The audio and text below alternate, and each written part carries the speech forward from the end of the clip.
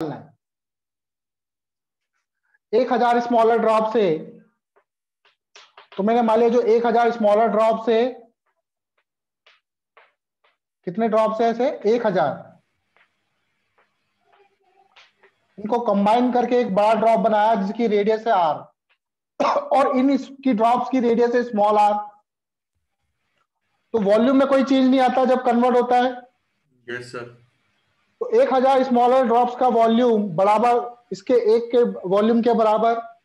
तो दोनों के बीच में रिलेशन देखो, 1000 तो ड्रॉप्स है और एक का वॉल्यूम क्या हो गया 4/3 पाई आर क्यूब स्फीयर का वॉल्यूम बराबर बड़े वाले ड्रॉप का volume 4/3 pi capital R cube 4/3 पाई कैंसल, बड़ा आर बराबर हो जाएगा 10 टाइम्स ऑफ स्मॉलर आर।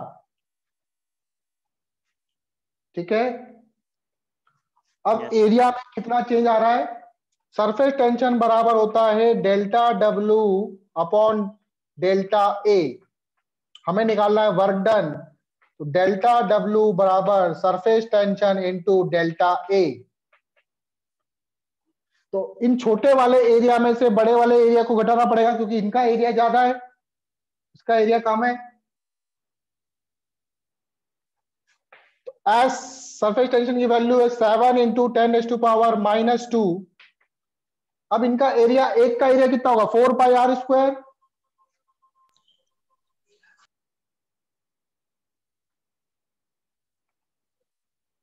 और ऐसे कितने ड्रॉप्स है 1000 4πr², सॉरी 4π दिख रहा है आप लोगों को 4πr²।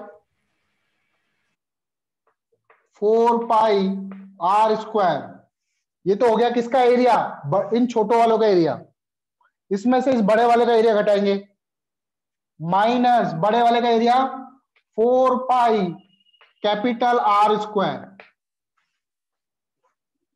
अब कैपिटल आर की जगह मैं 10r रख सकता हूं, पहले तो कॉमन निकालना चाहो तो निकाल लो उसमें से। क्वेश्चन को रब कर रहा हूं मैं।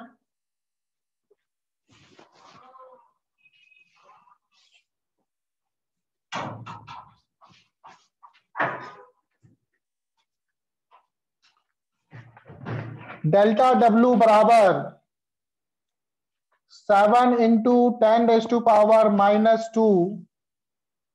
इसमें से 4π को बाहर ले लो, अंदर बचेगा 1000 स्मॉल r² माइनस इस कैपिटल आर की जगह भी 10r रख सकता हूं मैं, तो 10r का स्क्वायर। Delta W 7 10⁻²। पाई बराबर क्या होता है 22/7। ये देखो 10 का स्क्वायर मतलब 100, तो इसमें से 100 भी कॉमन आ जाएगा। यहां बचेगा 10r²। अच्छा r² भी कॉमन ले लो चाहो तो, यहां बचेगा 10 - 1 दैट इज 9। 7 से 7 कैंसिल, 10⁻² और 100 ये कैंसिल हो गया। 4 2 जा 8, 88 इंटू 9। और स्मॉल आर की वैल्यू क्या गिवन थी हमको 10⁻⁻7। तो 10⁻⁻7 का स्क्वायर 88 इंटू 99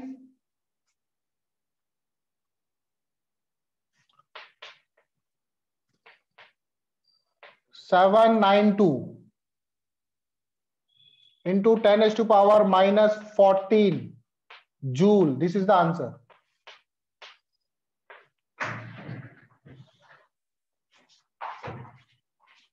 ठीक है, यह आंसर आएगा आपका 792 into 10⁻⁻14 जूल। देख लो कैलकुलेशन मिस्टेक ना हो।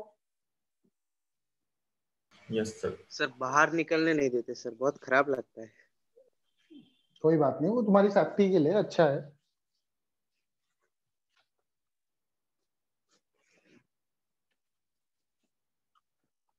चलो अब आता है angle of contact and capillary rise. Angle of contact and capillary rise, capillary rise.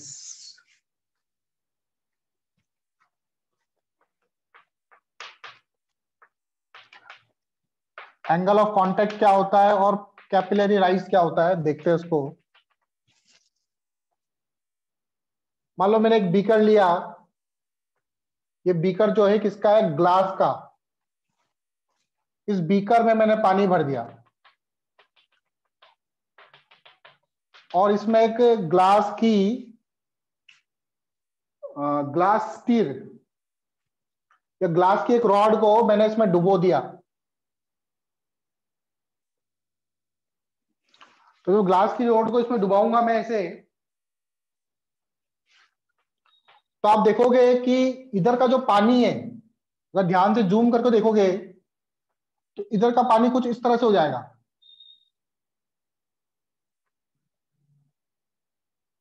Diagram समझ में आ रहा है कुछ, कैसा क्यों जाएगा? पानी का लेवल थोड़ा सा ऊपर बढ़ा हुआ दिखेगा इसके पास। ये रॉड है ग्लास की,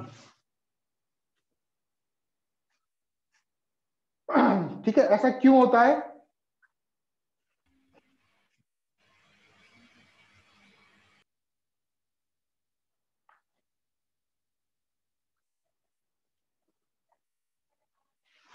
तो देखो, सबसे पहले तो एंगल ऑफ कांटेक्ट को समझते हैं। एंगल ऑफ कांटेक्ट क्या होगा? जैसे ये पॉइंट है, इस पॉइंट पे टेंजेंट बनाओ, ये बन गया टेंजेंट। तो ये टेंजेंट इस ग्लास रोड से कितना एंगल बना रहा है, इस थीटा को बोलेंगे हम लोग एंगल ऑफ कांटेक्ट। यहां पे ऊपर लिख देना glass rod in water, glass rod in water. और एक और केस बताता हूं मैं आप लोगों को, ग्लास रॉड इन मरकरी। अगर आपने मरकरी भर रखा है इसके अंदर, मरकरी जानते हो, यस सर। लिक्विड फॉर्म में होता है रूम टेम्परेचर पर। Yes sir. तो एक बार मान लो ग्लास का बीकर है, तो इसमें जो मरकरी भरेंगे हम लोग, ये ग्लास रोड मैंने इसमें डुबो दिया मरकरी में, मरकरी का लेवल कुछ इस तरह से होगा।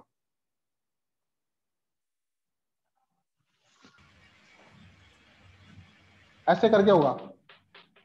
क्यों सर? तो अब ये वाला जो पॉइंट है, बता रहा हूं उसका रीजन मैं। अब इसमें कांटेक्ट, एंगल ऑफ कांटेक्ट ये होगा, मतलब अंदर से लेना है आपको, ये एंगल थीटा। ऐसे तो यहां से भी टेंजेंट बना सकते हो, ये एंगल थीटा, यहां पे ये थीटा एंगल ऑफ कांटेक्ट होगा।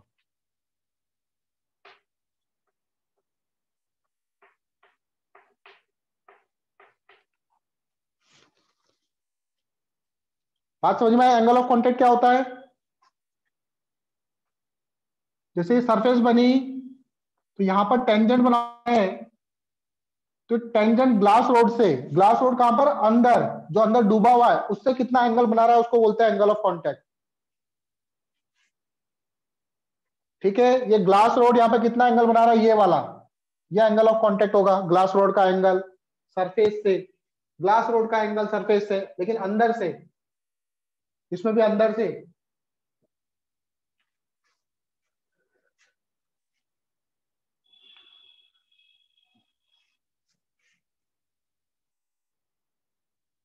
ठीक है, यस सर। Yes sir. अब ऐसा क्यों होता है? एक्चुअल में यहां पर जो पार्टिकल है, इस पार्टिकल पे दो फोर्स लग रहे हैं। ये जो बिल्कुल सरफेस पे इधर ग्लास के साथ टच हो रहा है, इस पार्टिकल पे दो फोर्स लग रहे हैं। एक तो लग रहा है कोहेसिव फोर्स और एक लग रहा है एडहेसिव फोर्स। एडहेसिव फोर्स और कोहेसिव फोर्स पता है? मैंने बताया था कोहेसिव फोर्स जो होता है वो Yes, सेम sir. मॉलिक्यूल्स के बीच में लगता है, और adhesive force different molecule. Different molecules के बीच में लगता है। ठीक है, तो ध्यान से देखो इधर, ये वाला मॉलिक्यूल, इसकी बात कर रहा हूं मैं। तो ग्लास रॉड इस पे फोर्स लगा रही है ऐसे, इसको अपनी तरफ अट्रैक्ट कर रही है, एफ एडहेसिव। डायग्राम को ध्यान से देखना।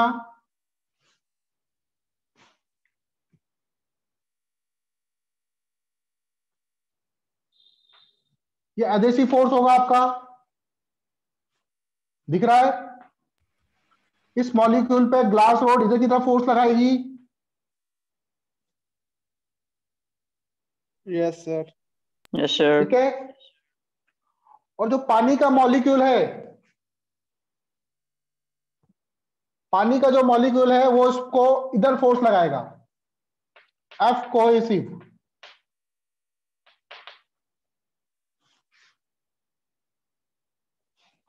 तो जो नेट फोर्स आएगा वो कुछ इस तरह से आएगा। इस कारण से इसका शेप इसे हो जाता है।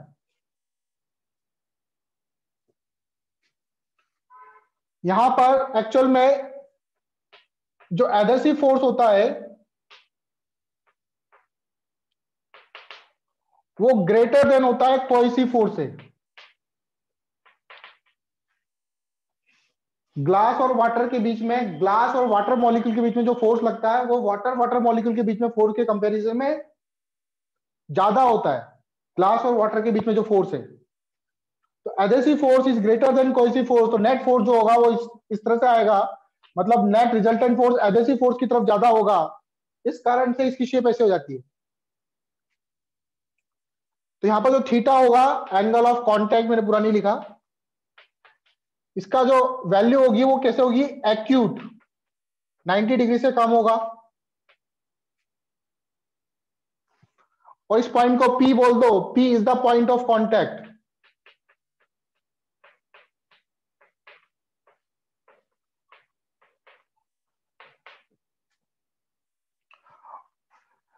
तो उसके रिजल्ट के कारण क्या होगा, जो वाटर है, water weight glass rod, water glass rod को गीला कर देगा। अब मरकरी में ऐसा होता है क्या, मरकरी में देखो क्या होता है, मरकरी पे जो एडहेसिव फोर्स है वो इस तरह से लगेगा, या अगेन P एफ एडहेसिव, और glass molecule sorry cohesive force ऐसा होगा। यहां पर कौन ज्यादा है,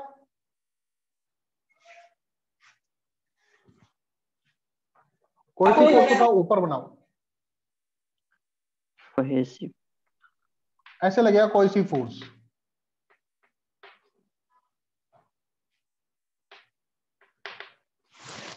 दिख रहा आपको? तो इनका नेट फोर्स इस तरफ आएगा।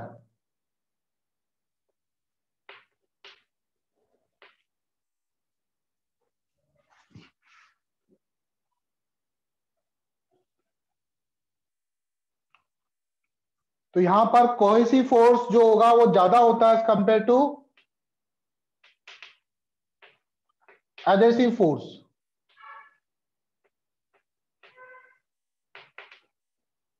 अगेन थीटा जो होगा यहां पे क्या होगा, 90 डिग्री से ज्यादा, तो ऑब्ट्यूज बोलेंगे इसको।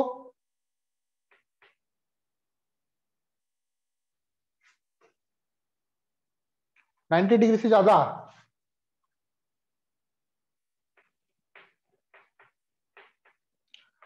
तो कोहेसिव फोर्स ज्यादा है कंपेयर टू एडहेसिव, मतलब ये जो मरकरी है वो ग्लास के चिपकेगा नहीं। तो जो मरकरी है वो ग्लास को वेट नहीं करेगा, mercury does not wet glass rod, glass rod को वेट नहीं करेगा। मतलब मरकरी में से डाल के निकालोगे आप तो ऐसा नहीं कि उसमें मरकरी चिपक जाएगा। आई बात समझ में है?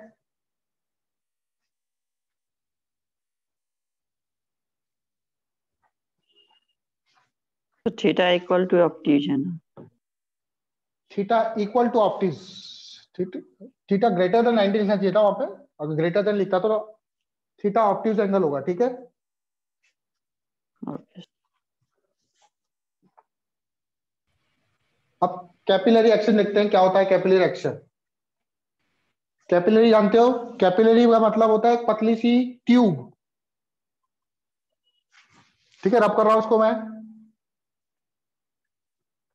एंगल ऑफ कॉन्टेक्ट समझ में आ ही गया।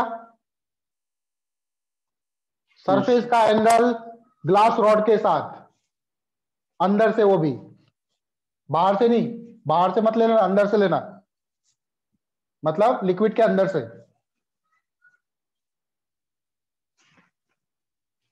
अब आता है कैपिलरी एक्शन। कैपिलरी का मतलब होता है एक बहुत ही पतली ट्यूब,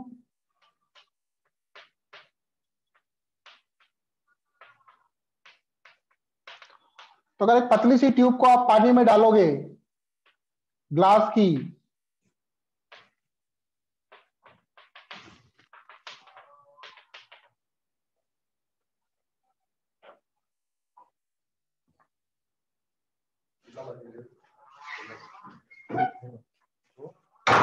देखो क्या सर होता ये है। वाले पे आएंगे।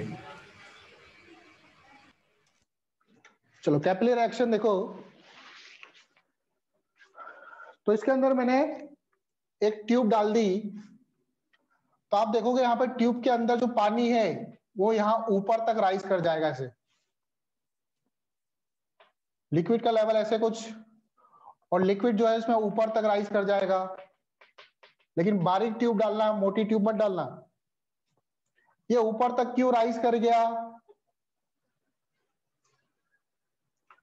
सबसे पहले तो देखो यहां पर हम लोग कुछ टर्म डिफाइन करेंगे। इसकी हाइट मान लेते हैं यहां पर h हाइट तक ये राइज कर गया।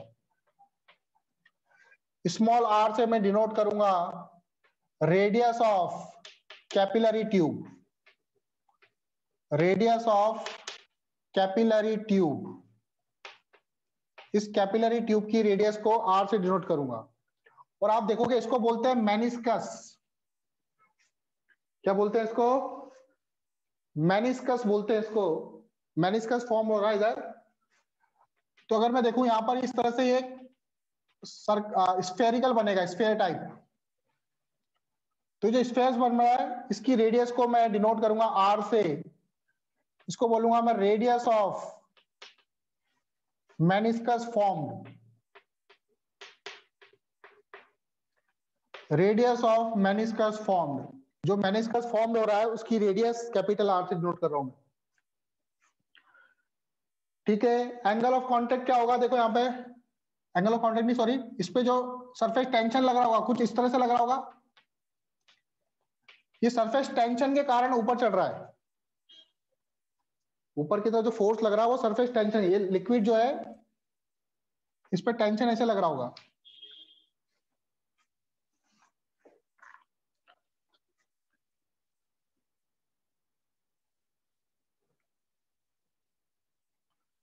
ठीक है,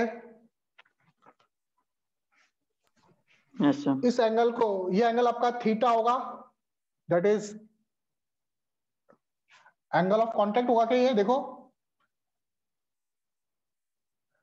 इस पॉइंट पे अगर मैं ऐसे कर्व बनाऊंगा ना, ये आपका टेंजेंट, इसको बोलेंगे एंगल थीटा। इस वाले डायग्राम को जूम करके देखो, तो जूम करके देखेंगे तो मेनिस्कस आपको इस तरह से दिखेगा। इधर लग रहा है टी, इधर भी लग रहा है टी। मैंने क्या कर दिया, इसको जूम कर दिया।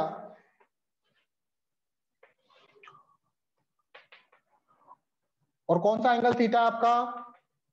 ये वाला angle theta, this angle is theta. ये टी, ये भी टी। अब ध्यान से देखो आप, कैपिलरी की जो रेडियस है वो आर है, और यहां पे देखो इसका सेंटर जो होगा, ये जो स्फीयर बन रहा है इसका सेंटर यहां पर होगा, ये कैपिटल आर होगा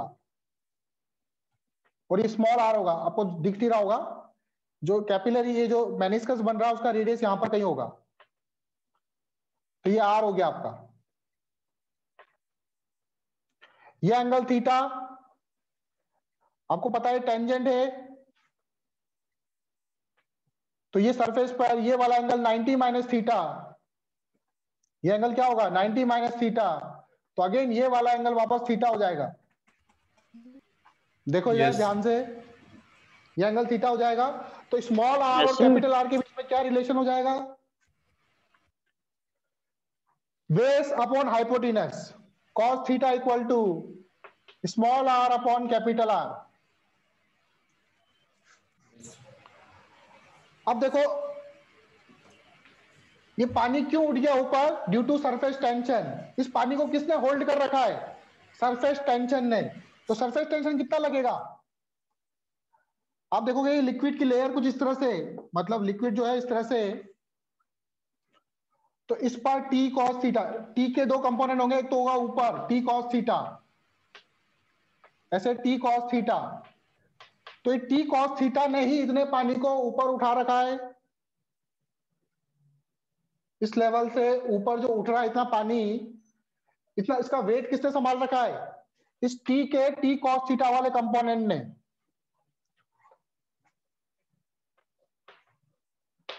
टी क्या है? सरफेस टेंशन, तो फोर्स कितना हो जाएगा?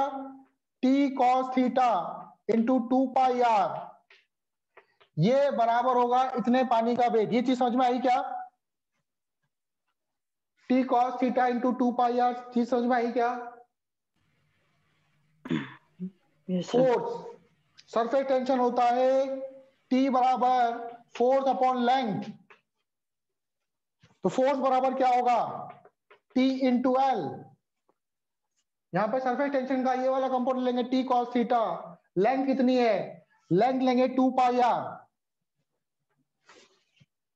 सरफेस कितना है? 2 पाई आर होगा ना, ये बराबर होगा mg के, इतने पानी का वेट। और मास कैसे निकालेंगे? मान लो पानी की डेंसिटी है रो, तो T cos theta into 2 pi R, mass की जगह लिखेंगे रो, वॉल्यूम कितना हो जाएगा? पाई आर स्क्वायर, इसकी रेडियस हो गई, sorry pi R square area हो गया, पाई आर सिलेंडर टाइप बन रहा है, pi R square into H into G, तो पाई से पाई कैंसिल, एक आर से एक आर कैंसिल, तो यहां से आ जाएगा आपका एच, एच बराबर होगा 2t cos theta by rho g. ये याद रखना, 2t cos theta by rho g. कितनी हाइट तक चढ़ता है पानी? t sir cos R theta 2। हाँ बेटा, आर भी होगा ना, आर? हाँ स्मॉल आर भी होगा ना, स्मॉल आर भी होगा। 2t cos theta upon rho g R. अब यहां पर देखो R इक्वल टू मैं लिख सकता हूं कैपिटल R cos थीटा, लिख सकता हूं। H बराबर हो जाएगा 2t cos theta rho G capital R cos theta, तो cos थीटा से cos थीटा कैंसिल, तो H बराबर होगा 2t बाय रो जी। तो दोनों फॉर्म याद रखती है, ये भी याद रखना है। अगर कैपिलरी की रेडियस दे रखी हो रो जी आर, और मेनिस्कस की रेडियस दे रखी हो तो रो जी आर। कैपिलरी की रेडियस दे रखी हो तो cos theta R G, angle of contact भी चाहिए इसमें, और मेनिस्कस की रेडियस दे रखी हो तो मेनिस्कस